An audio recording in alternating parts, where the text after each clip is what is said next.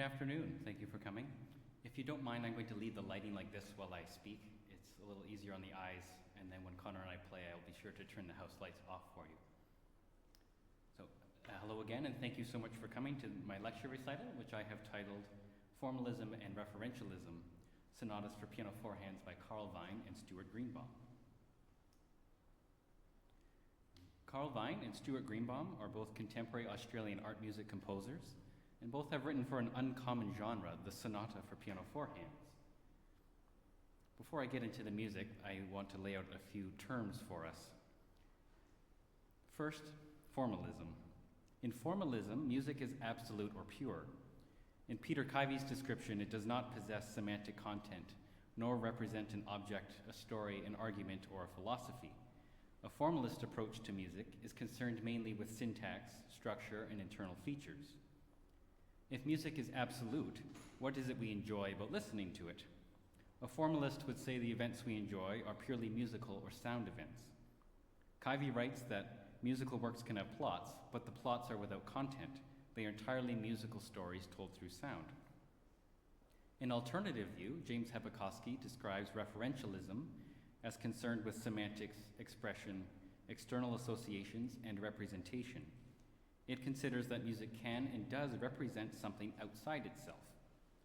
Other terms that relate to referentialism include imitation, depiction, expression, image, and program. Music often stands ready to take on representation with only a little provocation. For example, Hepakoski identifies the roles of titles and paratexts, like program notes, as very important. For example, Robert Schumann's cycle Carnaval might immediately provoke an image of a carnival for a listener, including the settings, characters, and images associated with one. The composer Arnold Schoenberg wrote that every ordinary object can provoke musical association, and conversely, music can provoke association with non-musical objects.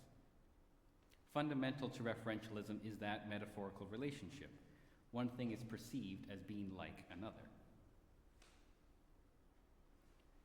Hepakoski writes that this supposed opposition of absolute and program music is a false dichotomy, one created during 19th century arguments about musical meaning. The dichotomy has its uses, but between lies a middle ground that is flexible and nuanced. Using a spectrum, like I've shown, helps show how neither analytical approach is without fault. Some issues with formalism include inadequate means of explaining emotional content, neglect of cultural or context, and exclusion of the role of the performer in musical experience. Some issues with referentialism include the risk of imposing symbolic meanings onto music, trouble in explaining the difference between music describing something external and actually representing it, and lack of clarity in what the performer's role is. Right, now let's turn back to our two composers today. Vine has insisted throughout his career that his works are pure music, with no specific narrative or poetic allusion. Very few of his works admit to being referential in some way. His approach to composition is essentially formalist. Greenbaum is different. There are highly referential ideas in his general conception as a composer and in individual pieces. He hears music as a journey in time, a way to contemplate our life on earth and our human identity. His four-hand sonata has a specific program, imagining through music the sun, the earth, and the expanding universe. The three movements are titled Solar, the Expanding Universe, and Earthrise. You might be wondering, where am I going with this? So here's the main point. Both formalist and referential insistences by composers are of benefit and use in the rehearsal and performance process. If a contemporary composer insists their music is absolute, this may encourage a performer to listen in a specific way during interpretation, hearing sound as only sound. It motivates a focus on sound production and the musical materials. Equally beneficial, if a composer specifies or suggests a narrative, this can stimulate the imagination in interpretation and performance by bringing experimentation into the process, which might lead to more compelling musical decisions.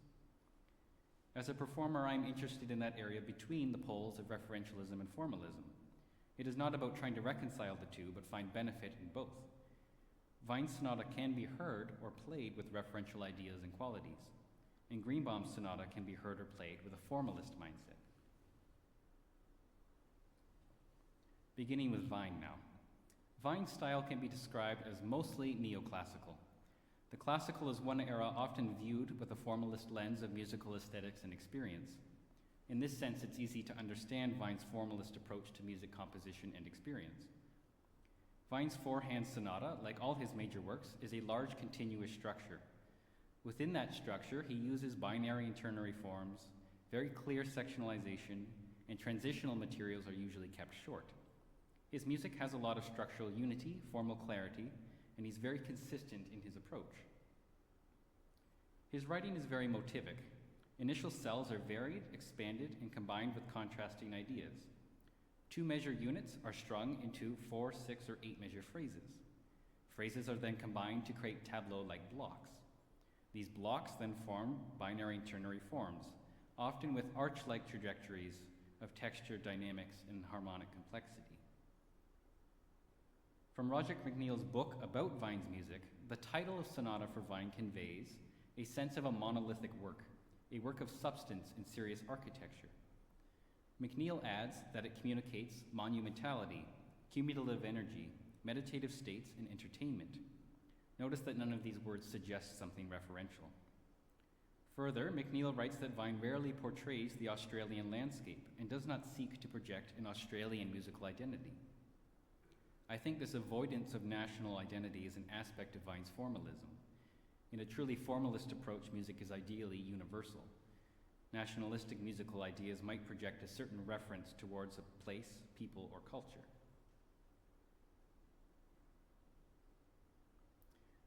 Without any referential associations, what does the performer, and by the extension, do with absolute music? Peter Kivey writes about the hypothesis game as the performer's principal role. When we listen with concentration to absolute music, we think about what we are hearing, frame hypotheses about what will happen next, and then have our expectations either fulfilled or thwarted somehow. The hypothesis game always comes back to the score and the sound, not some external reference. This leads us to interpretation. If the performer's role is just to play the hypothesis game with the audience, what does it mean to interpret a score? From an interview with David Pariah, Vine writes that the problems arise when interpretation is viewed as a technique applied to a composition like filler, rather than as a method to discover the potential already within the music. He continues, I try to make my scores self-evident and transparent.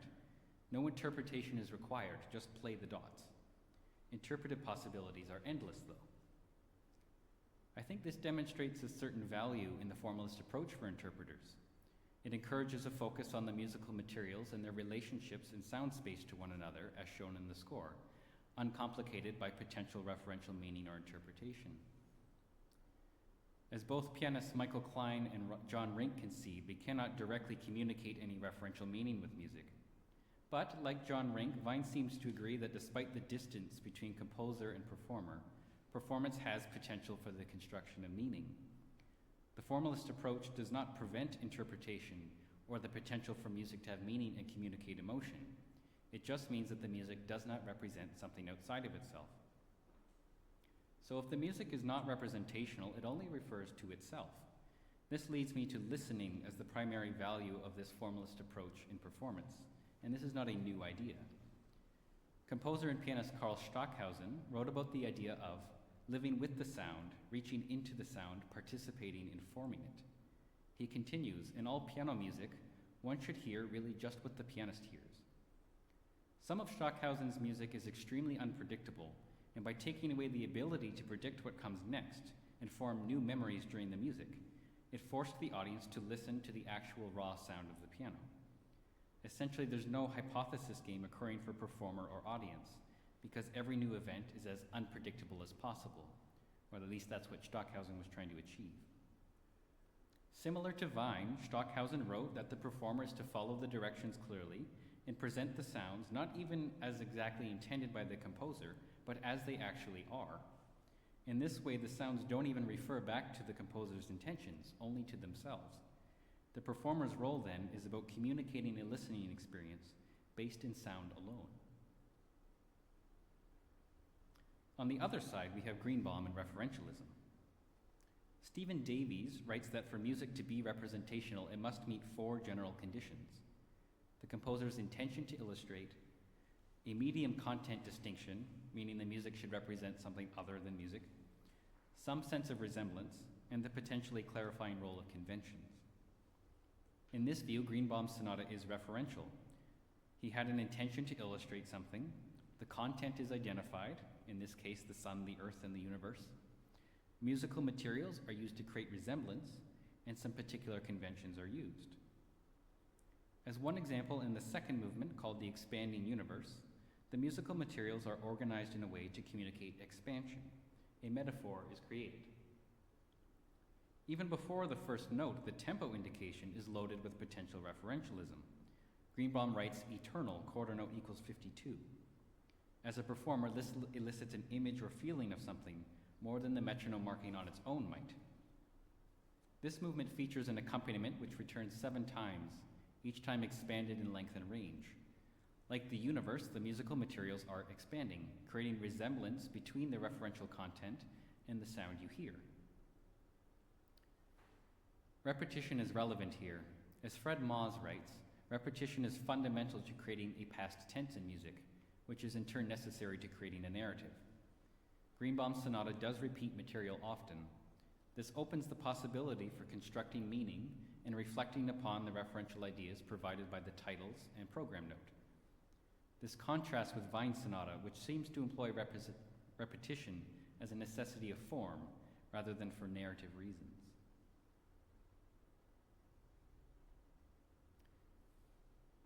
Pianist Diana Blom writes that for Greenbaum, the title of the work is very important. Composers have a responsibility to give a title that provides a successful way into the piece for the audience. The title of the work also introduces ideas to try and draw into interpretation. So in preparing Greenbaum's sonata as a performer, you try to associate features of the sun, the earth, and the universe with the music, communicating the associations the composer has set out, or ones you have chosen to create as the performer. This takes interpretation in a different direction. Instead of focusing on a hypothesis game based in sound, the performer is called to be imaginative and to communicate an image, a feeling, a relationship, emotion, or an object, rather than a plot of purely musical events. The value in this approach as a performer is that it encourages some experimentation. You have to try playing things in several ways, listening for an effective way to communicate the referential content. For example, in the first movement titled Solar, which is in part about the relationship between the earth and the sun, the musical materials, to me anyway, at times suggest the orbiting of the earth around the sun. To imagine such a motion in sound is an engagement with the music in a referential way. It encourages a performer to think about how to play something in a way that elicits that image or motion. Now, my point today is to try and flip all of this on its head, so here we go. How might a performer approach Vine's sonata in a referential way? Vine cautions against over-interpreting what he has written and says that the music has no external associations, but this does not stop the performer from creating them or the listener from hearing them. If the music feels referential in some way towards something, this should be explored, I think. Hepikowski writes that formalists tend to downplay or disregard the aesthetic functions of titles. Even the title can inspire a performer to consider possibilities for the musical materials that may not be immediately obvious from the score alone. In the context of this sonata, I think performers should consider the movement titles: Prelude, Waltz, Deuces, Meditation, and Toccata. These titles each have several embedded musical or non-musical meanings and associations, and may elicit images, metaphors, or references for a performer. For example, the third movement, called Deuces, in Vine's words, methodically explores the 6 unique non-directional pairings of 4 hands at the piano. That very formal explanation aside, the title Deuces implies the sense of a game, most obviously tennis. I hear it a little more like ping pong myself, and this has helped me characterize the movement. As another example, the 4th movement is titled Meditation. This is a word that may invite very personal references for each performer and listener. As absolute as the music may be for Vine, any listener that hears a piece titled Meditation is probably going to engage with some form of referential listening. There is value, as pianists like Michael Klein and John Rank write about, in constructing narrative, in creating some kind of references as the performer. This narrative doesn't have to be highly referential. For Rink, narrative is an unfolding of musical events linked to produce a statement in sound. In this way, narrative can lean quite formalist, but narrative can also have references. I do not believe performers break any fundamental rules by engaging with referential ideas when rehearsing music that is absolute to the composer.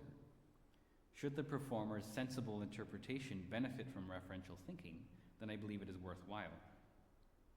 Returning to both Hepakovsky's and Nicholas Ferrara's writings about metaphor, regardless of a composer's intentions, something in the music may be heard as being like an external non-musical object.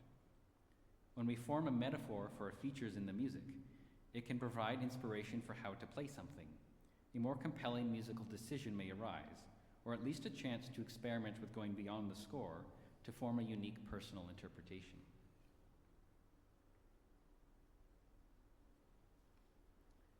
On the other side, how might a performer approach Greenbaum's sonata in a formalist way? Eric Clark writes that listeners are primarily concerned with the evolving details of a small amount of music, around 6 to 10 seconds, referred to as the perceptual present. Further, Peter Johnson writes that a significant component of what listeners hear are the physical properties of musical sound itself. Further still, John Rink writes that we should avoid naive assumptions about how listeners listen, and their inclination or ability to hear comprehensive narratives within performed music. What ties all of this together? Greenbaum's referential ideas for this sonata cannot be directly communicated. It is up to the audience to receive them from moment to moment. Therefore, the performer benefits from not focusing entirely on the referential content, but on creating a coherent statement embodied in sound, as Rink refers to it. A performer can set aside referential associations the music has and focus on the musical materials themselves. By listening to pure sound, perhaps performers can more clearly assess the quality of their communication of metaphor within each sequential perceptual present. This encourages a kind of listening that is not new in contemporary composition. For example, returning to Karlheinz Stockhausen, he wrote about his attempts to stretch the use of long note values, making them as long as the piano could withstand. The ending of the second movement of Greenbaum's sonata relates to this, as the last 10 measures take almost 110 seconds to perform. For Stockhausen, this is a formalist technique, designed to give the audience an impression of pure raw piano sound, just as the performer hears it. For Greenbaum, it's highly referential. In a movement titled The Expanding Universe, it has a clear association with something outside of the immediate musical experience. Both approaches are useful and encourage slightly different ways of listening to and presenting music. Stockhausen said that there is no recounting of a story, but instead images will be formed which are unique.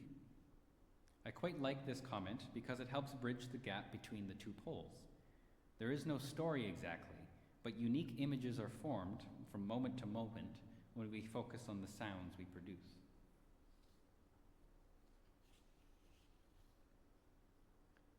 Performers ultimately have a choice to engage with a composer's formalist or referential ideas. I believe that frequently we do both. I suspect most performers, upon starting to prepare a contemporary composition, probably ask, how is this piece organized, and what is this piece about? This reveals we do see value at both ends of the spectrum. Being open to referential thinking in absolute music can reveal extra musical narrative possibilities in the interpretation process. When we form a mental image, a story, or a metaphor for something in the music, it can provide inspiration for how to physically play something, or create a unique sound. A more compelling musical decision may result. On the other side of the spectrum, listening to raw, pure sound is necessary, even in highly referential music. A performer cannot fully rely on a composer's referential ideas and expect them to be communicated without taking the time to focus on sound production and the musical materials themselves. I think we should take the time to both experiment and listen, and engage in an iterative cycle of formalist and referential listening and playing.